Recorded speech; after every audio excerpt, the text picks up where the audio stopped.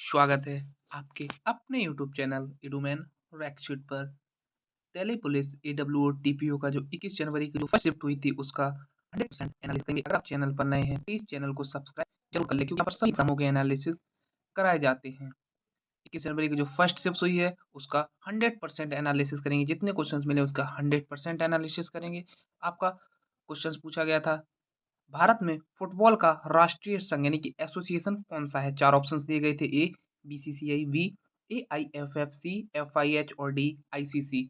आपका correct answer था option number B यानी कि एआईएफएफ यानी कि ऑल इंडिया फुटबॉल फेडरेशन एकदम इसका करेक्ट आंसर था।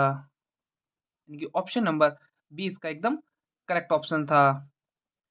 भारत में फुटबॉल खेल का राष्ट्रीय स्तर पर संचालन और नियंत्रण ऑल इंडिया फुटबॉल फेडरेशन यानी कि एआईएफएफ करता है। एआईएफएफ क्या है करता है? यह भारत में फुटबॉल के सभी टूर्नामेंट और लीगों को आयोजित करता है। यह राष्ट्रीय टीम पुरुष और महिला के चयन और प्रशिक्षण का काम करता है। एफआईएफए और एएफसी जैसे अंतर्राष्ट्रीय फुटबॉल संगठनों के साथ संबंध बनाए रखता है। फुटबॉल के नियमों और नियतियों को लागू करता है। इसलिए एआईएफएफ को भारत का फुटबॉल संघ यानी कि फुटबॉल एसोसिएशन ऑफ इंडिया माना जाता है। आपका अगला क्वेश्चन पूछा गया था, न्यूटन का दूसरे नियम किस सूत्र से व्यक्त किया जाता है? आपके चार ऑप्शंस दिए गए थे, डायरेक्ट पूछा था। आपके ऑप्शंस थे ए एफ बराबर एम ए, बी एफ बराबर एम ए, सी एफ बराबर ए अपॉन एम और डी बराबर एफ, डी ऑप्शन था एफ बराबर एम प्लस ए। इसमें करेक्ट आंसर था ऑप्शन नंबर बी यानी कि एफ बराबर एम इंटू ए इसका एकदम करेक्ट ऑप्शन था। ऑप्शन नंबर बी इसका एकदम करेक्ट ऑप्शन था। यदि कोई वस्तु पर बल यानी कि फोर्स लगाया जाता है तो उसकी त्वरण यानी कि एक्सीलरेशन उसी अनुपात में बढ़ती है और द्रव्यमान यानी कि मास के विपरीत अनुपात में घटती है। यानी कि एफ बराबर बल यानी कि फोर्स, एम बराबर द्रव्यमान यानी कि मास और ए बराबर त्वरण यानी कि एक्सीलरेशन। इसका यानी कि ऑप्शन नंबर बी इसका एकदम करेक्ट आंसर था। यानी कि एफ बराबर एम इंटू ए इसका एकदम करेक्ट ऑप्शन था। अगला क्वेश्चन आपका पूछा गया था, HCl और CH3COOH में कौन सा अधिक अम्लीय यानी कि एसिडिक है? चार ऑप्शंस दिए गए थे। ए CH3COOH, बी ऑप्शन था HCl, सी ऑप्शन था दोनों समान और डी ऑप्शन थे इनमें से कोई नहीं। जिसमें आपका करेक्ट आंसर था ऑप्शन नंबर बी यानी कि HCl यानी कि हाइड्रोक्लोरिक अम्ल इसका एकदम करेक्ट ऑप्शन था।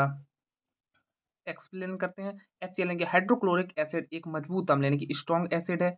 यह पानी को पूरी तरह आयनित हो जाता है।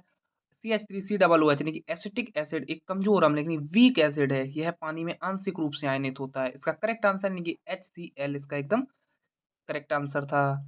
आपका अगला क्वेश्चन पूछा गया था, छऊ नृत्य किस प्रकार का नृत्य है और इसमें क्या उपयोग किया जाता है? चार ऑप्शंस दिए गए थे। ए शास्त्रीय नृत्य, बी लोक नृत्य, सी नृत्य जिसमें मेटेरियल आर्ट का उपयोग होता है, सी आधुनिक नृत्य। जिसमें आपका करेक्ट आंसर था ऑप्शन नंबर सी यानी कि नृत्य जिसमें मार्टियल आर्ट का उपयोग होता है। यानी कि ऑप्शन नंबर सी इसका एकदम करेक्ट आंसर था। एक्सप्लेन करते हैं। छऊ एक लोक नृत्य है जो मुख्यतः झारखंड, पश्चिम बंगाल और उड़ीसा के लोक में लोकप्रिय है। इसमें युद्ध शैली के कदम, मुद्राएं और युद्ध नृत्य का प्रभाव होता है, इसलिए इसे मार्शल आर्ट आधारित नृत्य भी कहा जाता है। ऑप्शन नंबर सी इसका एकदम करेक्ट ऑप्शन था। अगला आपका क्वेश्चन पूछा गया था, भारत के संविधान में आर्टिकल 72 का संबंध किससे है? यह क्वेश्चन आपके पूछा गया था। ऑप्शन थे ए राष्ट्रपति के चुनाव से, बी राष्ट्रपति के दया क्षमा अधिकार से, सी प्रधानमंत्री के अधिकार से और डी राज्यपाल के अधिकार से। जिसमें आपका करेक्ट आंसर था ऑप्शन नंबर बी यानी कि राष्ट्रपति के दया क्षमा अधिकार से। यानी कि ऑप्शन नंबर बी इसका एकदम करेक्ट आंसर था। यानी कि आर्टिकल 72 में प्रेसिडेंट ऑफ इंडिया को पावर दिया गया है कि वह मृत्यु दंड यानी कि डेथ पेनल्टी को सजा को माफ कर सकता है, यह सजा कम कर सकता है या सजा की रियायत दे सकता है या पुनर्विचार कर सकता है। इसे प्रेसिडेंट पावर ऑफ मर्सी कहा जाता है। अगला आपका क्वेश्चन पूछा गया था, नीचे दिए गए कौन सा खाद्य संरक्षण के रूप में उपयोग किया जाता है? चार ऑप्शंस दिए गए थे। A benzonate, B sodium chloride, C calcium carbonate और डी सोडियम बाइकार्बोनेट। जिसमें आपका करेक्ट आंसर था ऑप्शन नंबर ए यानी कि बेंजोनेट इसका एकदम करेक्ट आंसर था। बेंजोनेट जैसे सोडियम बेंजोनेट एक बहुत प्रसिद्ध खाद्य संरक्षक है। यह मुख्य रूप से खाद्य पदार्थों में फफूंदी और बैक्टीरिया के विकास को रोकता है, जिससे खाना जल्दी खराब नहीं होता है। यानी कि ऑप्शन नंबर ए इसका एकदम करेक्ट आंसर था बेंजीनोट। आपका अगला क्वेश्चन पूछा गया था, वॉलीबॉल चैंपियनशिप किस जगह में आयोजित किया गया था? आपके 4 ऑप्शंस दिए थे। ए गुवाहाटी, बी नगाँव, सी डिब्रूगढ़ और डी तेजपुर, जिसमें आपका करेक्ट आंसर था ऑप्शन नंबर बी यानी कि नगाँव इसका एकदम करेक्ट आंसर था। ऑप्शन नंबर बी इसका एकदम करेक्ट ऑप्शन था।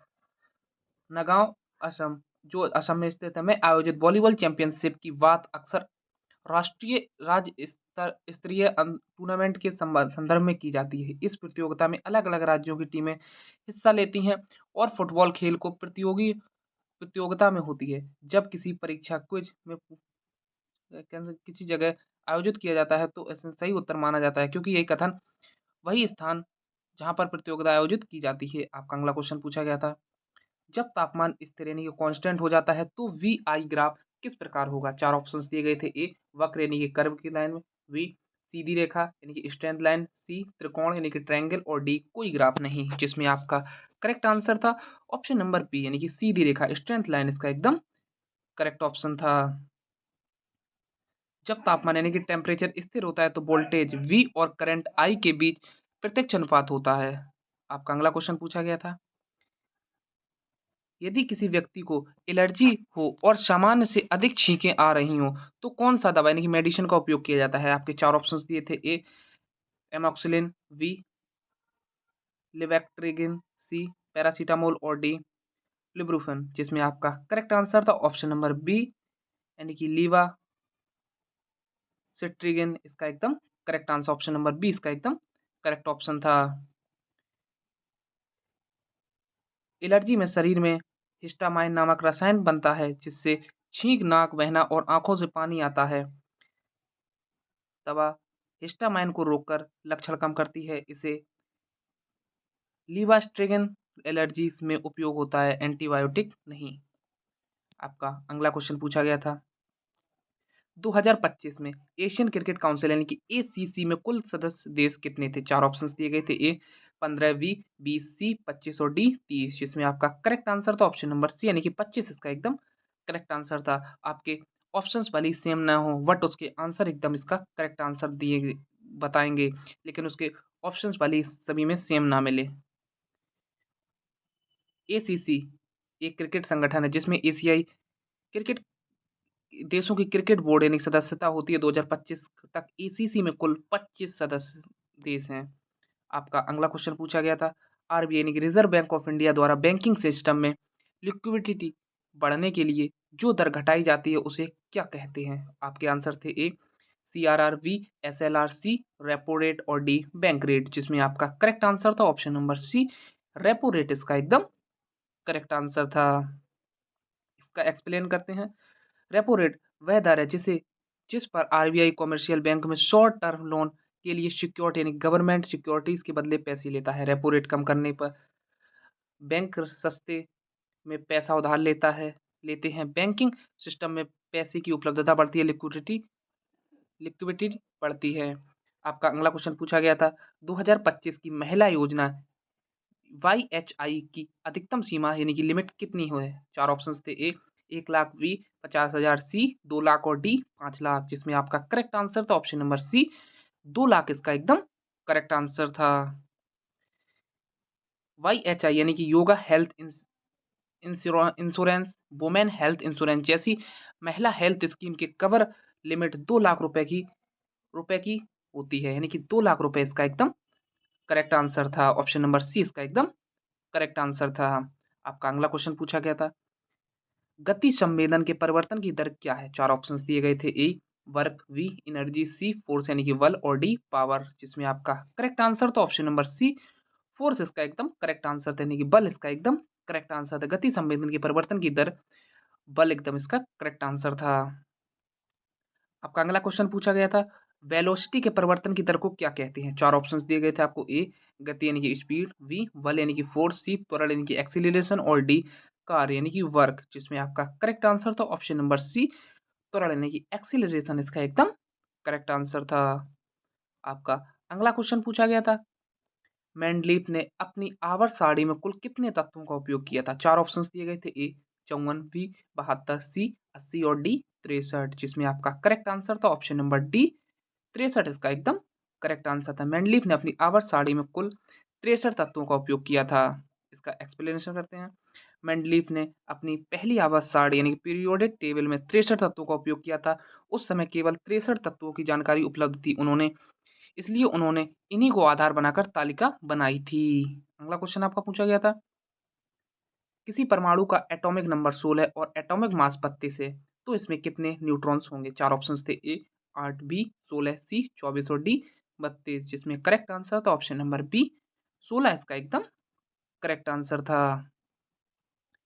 अगला क्वेश्चन आपका पूछा गया था, यदि धारा यानी कि करंट की दिशा उल्टी कर दी जाए तो चुंबकीय क्षेत्र यानी कि मैग्नेटिक फील्ड पर क्या प्रभाव पड़ेगा? चार ऑप्शंस दिए थे, ए बढ़ेगा, बी घटेगा, सी दिशा बदल जाएगी और डी कोई प्रभाव नहीं, जिसमें करेक्ट आंसर था ऑप्शन नंबर सी यानी कि दिशा बदल जाएगी इसका एकदम करेक्ट आंसर, यानी कि ऑप्शन नंबर सी इसका एकदम करेक्ट आंसर था। जब किसी तार में धारा यानी कि करंट की दिशा बदल दी जाती है तो तार के चारों ओर बनता हुआ चुंबकीय क्षेत्र यानी कि मैग्नेटिक फील्ड भी उसी अनुसार बदल जाता है। राइट हैंड थंब रूल्स के अनुसार अगर धारा की दिशा बदलती है तो मैग्नेटिक फील्ड की दिशा भी उल्टी हो जाती है। यह इसका एक्सप्लेनेशन था। अगला क्वेश्चन आपका पूछा गया था, 5 काली और 7 लाल गेंदों में 4 गेंदें चुनी जाती हैं। यदि चुनी गई गेंदों में कम से कम 3 लाल हों तो कुल कितने तरीके होंगे? चार ऑप्शंस दिए गए थे, ए 175, बी 180, सी 210 और डी 245, जिसमें करेक्ट आंसर था ऑप्शन नंबर सी 210 इसका एकदम करेक्ट आंसर था। अगला क्वेश्चन आपका पूछा गया था, विरंजक चूर्ण का उपयोग मुख्यतः किसके लिए किया जाता है? आपके चार ऑप्शंस दिए थे, ए पाचन अपच, बी हड्डियों की कमजोरी, सी बालों का झड़ना और डी उच्च रक्तचाप, जिसमें करेक्ट आंसर था ऑप्शन नंबर ए पाचन अपच इसका एकदम करेक्ट आंसर, नहीं ऑप्शन नंबर ए इसका एकदम करेक्ट आंसर था। यह एक आयुर्वेदिक दवा है, इसलिए डॉक्टर चिकित्सक की सलाह के बिना इसका उपयोग नहीं करना चाहिए, खासकर यदि किसी को गर्भावस्था, उच्च रक्तचाप या पेट की गंभीर समस्या हो। आपका अगला क्वेश्चन पूछा गया था, किसी कंपाउंड को तोड़ने यानी कि ब्रेकिंग और जोड़ने यानी कि मेकिंग में कौन सा बल ऊर्जा काम करता है? चार ऑप्शंस दिए थे, ए तोड़ने में इंटरमोलेकुलर फोर्स, जोड़ने में थर्मल एनर्जी, बी तोड़ने में थर्मल एनर्जी और जोड़ने में इंटरमोलिकुलर फोर्स, और सी ऑप्शन था तोड़ने में मैग्नेटिक फोर्स और जोड़ने में ग्रेविटेशनल फोर्स, और डी ऑप्शन था तोड़ने में न्यूक्लियर फोर्स और डी ऑप्शन और जोड़ने में इलेक्ट्रिक फोर्स, जिसमें करेक्ट आंसर था ऑप्शन नंबर बी यानी कि तोड़ने में थर्मल एनर्जी और जोड़ने में इंटरमोलिकुलर फोर्स एकदम करेक्ट आंसर, यानी कि ऑप्शन नंबर बी इसका एकदम करेक्ट ऑप्शन था। इसका एक्सप्लेनेशन करते हैं। कंपाउंड को तोड़ने यानी कि ब्रेक, जब किसी कंपाउंड को तोड़ते हैं तो उसमें मौजूद केमिकल बॉन्ड्स को तोड़ना पड़ता है, उसमें उसमें ऊर्जा यानी कि थर्मल एनर्जी या अन्य ऊर्जा की जरूरत होती है कंपाउंड को जोड़ने यानी कि मेक। जब कंपाउंड बनता है तो एटॉमिक यानी कि मॉलिक्यूल्स के बीच इंटरमॉलिक्यूलर फोर्स या बॉन्डिंग फोर्स काम करती है, जिससे वे एक साथ जुड़ते हैं। आपका अगला क्वेश्चन पूछा गया था, यदि चुंबकीय सुई को चुंबकीय क्षेत्र में रखने या वह विचलित हो जाती है तो इसका क्या अर्थ है कि यह किस नियम से संबंधित है? आपके चार ऑप्शंस दिए गए थे, ए सुई विद्युत धारा उत्पन्न करती है यानी कि, और बी ऑप्शन था सुई चुंबकीय क्षेत्र के प्रभाव से विचलित होती है, सी ऑप्शन था सुई गर्म हो जाती है और डी ऑप्शन था सुई प्रकाश उत्सर्जित करती है, जिसमें आपका करेक्ट आंसर था ऑप्शन नंबर बी इसका एकदम करेक्ट आंसर था, सुई चुंबकीय क्षेत्र के प्रभाव से विचलित होती है एकदम करेक्ट ऑप्शन था। यानी कि जब किसी चुंबकीय सुई यानी कि मैग्नेटिक नीडल को चुंबकीय क्षेत्र में रखा जाता है तो वह विचलित हो जाती है, तो इसका मतलब है चुंबकीय सुई चुंबकित हो जाती है और चुंबकीय क्षेत्र पर के प्रभाव से बल का अनुभव करती है। यह घटना ओयस्ट्रेट का नियम से संबंधित है। आपका अगला क्वेश्चन पूछा गया था, सफेद रंग का प्रतीक यानी कि सिंबल क्या माना जाता है? आपके चार ऑप्शंस दिए गए थे, ए शांति यानी कि पीस, बी युद्ध यानी कि वॉर, सी क्रांति यानी कि रिवॉल्यूशन और डी गुस्सा यानी कि एंगर, जिसमें आपका करेक्ट आंसर था ऑप्शन नंबर ए शांति यानी कि पीस इसका एकदम करेक्ट आंसर था।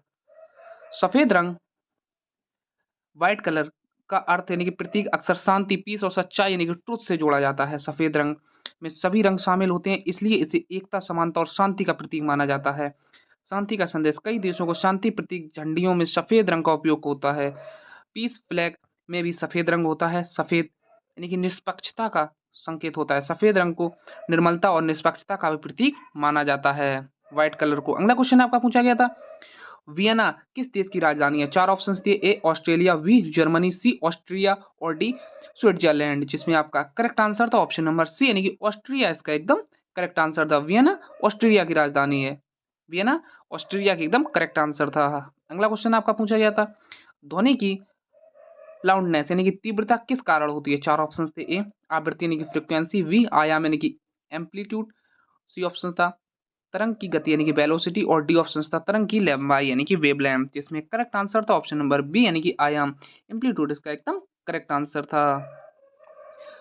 एक्सप्लेन करते हैं, ध्वनि की तीव्रता का संबंध आवृत्ति यानी कि फ्रिक्वेंसी से नहीं बल्कि आवाज की ऊंचाई से होता है। जब एम्पलीट्यूड बढ़ता है तो ध्वनि ज्यादा तेज लाउड सुनाई देती है। अगला क्वेश्चन आपका पूछा गया था, दो समान मात्रा में पानी है, एक का तापमान 60 डिग्री सेल्सियस और दूसरे का 20 डिग्री सेल्सियस है, इन्हें मिलाने पर संतुलन तापमान क्या होगा? 4 ऑप्शंस दिए गए थे आपको इसमें। A 30 degree Celsius, B 35 degree Celsius, C 40 degree Celsius और डी 45 डिग्री सेल्सियस, जिसमें आपका करेक्ट आंसर था option number C 40 degree Celsius इसका एकदम करेक्ट आंसर था। आपका अगला क्वेश्चन पूछा गया था, फोर्स किसके बराबर होता है? 4 ऑप्शंस दिए गए थे। A mass into acceleration, B options था mass divide by acceleration, C acceleration divide by mass और डी ऑप्शंस था मास प्लस एक्सेलरेशन, जिसमें करेक्ट आंसर था ऑप्शन नंबर ए यानी कि मास इनटू एक्सेलरेशन यानी कि एफ बराबर एम इनटू ए इसका एकदम करेक्ट आंसर। आपका अगला क्वेश्चन पूछा गया था, पावर का सीधा सूत्र क्या है? यानी कि पावर का सूत्र पूछा था एकदम डायरेक्ट। ऑप्शंस थे ए पी बराबर W upon T, B option था पी बराबर W into T, C option था पी बराबर डब्ल्यू प्लस टी और डी ऑप्शन था पी बराबर टी अपॉन डब्ल्यू, जिसमें आपका करेक्ट आंसर था ऑप्शन नंबर ए यानी कि पी बराबर डब्ल्यू अपॉन टी इसका एकदम करेक्ट आंसर था। आपका अगला क्वेश्चन पूछा गया था, महाराष्ट्र में किस क्षेत्र में कॉटन सोइल पोर्ट और टेक्सटाइल बिजनेस की सबसे अधिक सुविधाएं हैं? 4 ऑप्शंस दिए गए थे। ए नासिक, बी नागपुर, सी पुणे और डी औरंगाबाद, जिसमें आपका करेक्ट आंसर था ऑप्शन नंबर बी यानी कि नागपुर इसका एकदम करेक्ट आंसर था। ऑप्शन नंबर बी इसका एकदम करेक्ट ऑप्शन था। एग्जाम एग्जाम्पल एक्सप्लेन करते हैं, कॉटन सोइल कपास की खेती के लिए अनुकूल है, पोर्ट व्यापार के लिए आवश्यक और टेक्सटाइल बिजनेस कपास की संबंधित उपयोग और नागपुर में कपास की खेती व्यापार और टेक्सटाइल इंडस्ट्री का अच्छा विकास है, इसलिए यही उत्तर सही माना जाता है। अगला क्वेश्चन आपका पूछा गया था, ग्लोबल टेररिज्म इंडेक्स यानी कि जीटीआई का मुख्य उद्देश्य नहीं है? 4 ऑप्शंस थे। ए आतंकवादी घटनाओं और मौतों का विश्लेषण करना, बी ऑप्शन था आतंकवाद के रुझानों पर सकारात्मक बहस को प्रेरित करना, सी ऑप्शन था आतंकवाद की रोकथाम के लिए नीति समाधान प्रदान करना और डी ऑप्शन था विशिष्ट देशों के युद्ध में शामिल होने के लिए सैनिक भेजना, जिसमें आपका करेक्ट आंसर था ऑप्शन नंबर डी यानी कि विशिष्ट देशों में युद्ध में शामिल होने के लिए सैनिक भेजना इसका एकदम करेक्ट यानी कि ऑप्शन नंबर डी इसका एकदम करेक्ट ऑप्शन था। 100% करेक्ट ऑप्शन था। ग्लोबल टेररिज्म इंडेक्स यानी कि जीटीआई का मुख्य उद्देश्य आतंकवाद के रुझानों और प्रभावों का विश्लेषण करना, जैसे आतंकवादी हमलों, मौतों चोटों और बंधक स्थितियों का डेटा एकत्र करना और इसे विश्लेषित कर नीति निर्माण को सहारा देना एकदम यानी कि ऑप्शन नंबर डी इसका एकदम करेक्ट ऑप्शन था। अगला आपको क्वेश्चन पूछा गया था, यदि किसी वर्ष में 1 जनवरी को रविवार है तो उसी वर्ष 21 दिसंबर को कौन सा दिन होगा? आपके 4 ऑप्शंस दिए गए थे। ए रविवार, बी सोमवार, सी इधर मंगलवार कर लीजिए और डी शनिवार, जिसमें आपका करेक्ट आंसर था ऑप्शन नंबर बी सोमवार इसका एकदम करेक्ट आंसर था। आपका अगला क्वेश्चन पूछा गया था, मदर को यह लिखा जाता है तो फादर को कैसे लिखा जाएगा? आपके 4 ऑप्शंस दिए गए थे, जिसमें आपका करेक्ट आंसर था ऑप्शन नंबर बी एकदम इसका करेक्ट आंसर था। हो सकता है यह सेम टू सेम क्वेश्चन ना हो पर उससे रिलेटेड क्वेश्चन है, क्योंकि इससे करेक्ट क्वेश्चंस तो हमें नहीं मिल पाए, लेकिन जो क्वेश्चंस मिले हैं उसका एनालिसिस कर रहे हैं। इसका एक्सप्लेन करते हैं, हर अक्षर को एक के एक पीछे यानी कि माइनस लिख दिया गया है, सब में एक एक माइनस किया जा रहा है। ओके, अब अगला क्वेश्चन आपका दिया गया था, ए ने बी से कहा वह महिला सी की माँ है, मेरे पिता की इकलौती बेटी है, सी का इसे क्या संबंध है? 4 ऑप्शंस थे। ए पुत्र, बी पुत्री, सी भतीजा और डी पुत्री यानी कि बेटी या बेटा या बेटी, जिसमें करेक्ट आंसर था ऑप्शन नंबर डी पुत्र या पुत्री इसका एकदम करेक्ट आंसर था। ऑप्शन नंबर डी इसका एकदम करेक्ट ऑप्शन था। यह इसका एक्सप्लेन है। अगला क्वेश्चन आपको पूछा गया था, राहुल अपने घर से उत्तर की ओर 10 मीटर चलता है, फिर दाएं मुड़कर 15 मीटर चलता है, इसके बाद दाएं मुड़कर 10 मीटर चलता है और फिर बाएं मुड़कर 5 मीटर चलता है। अब राहुल अपने प्रारंभिक स्थान से किस दिशा में है? चार ऑप्शंस थे, ए उत्तर, बी दक्षिण, सी पूर्व और डी पश्चिम, जिसमें करेक्ट आंसर था ऑप्शन नंबर सी पूर्व इसका एकदम करेक्ट आंसर था। यही क्वेश्चन पूछे गए थे। अब ये एक्सप्लेन है। लगभग सारे क्वेश्चन कंप्लीट हो चुके हैं जो आज की इस शिफ्ट में पूछे गए थे। प्लीज़ वीडियो को लाइक और चैनल को सब्सक्राइब जरूर कर दें, क्योंकि हमने ये बहुत मेहनत से क्वेश्चन ढूंढ के लाए हैं। ये आपकी रीजनिंग के हो सकता है क्वेश्चंस अलग हों, बट और सारे क्वेश्चन सेम होंगे, क्योंकि यह क्वेश्चंस हमें सही से नहीं मिल पाए थे, थोड़ा थोड़ा मिला था, उसके हमने कुछ जोड़ा है उसमें, इसलिए यह क्वेश्चन बन पाए हैं। ऊपर के सारे क्वेश्चंस आपकी शिफ्ट में पूछे गए थे। अगर प्लीज़ वीडियो को लाइक और चैनल को सब्सक्राइब जरूर कर दें, क्योंकि वीडियो बनाने में भाई बहुत मेहनत लगी है। Thank you.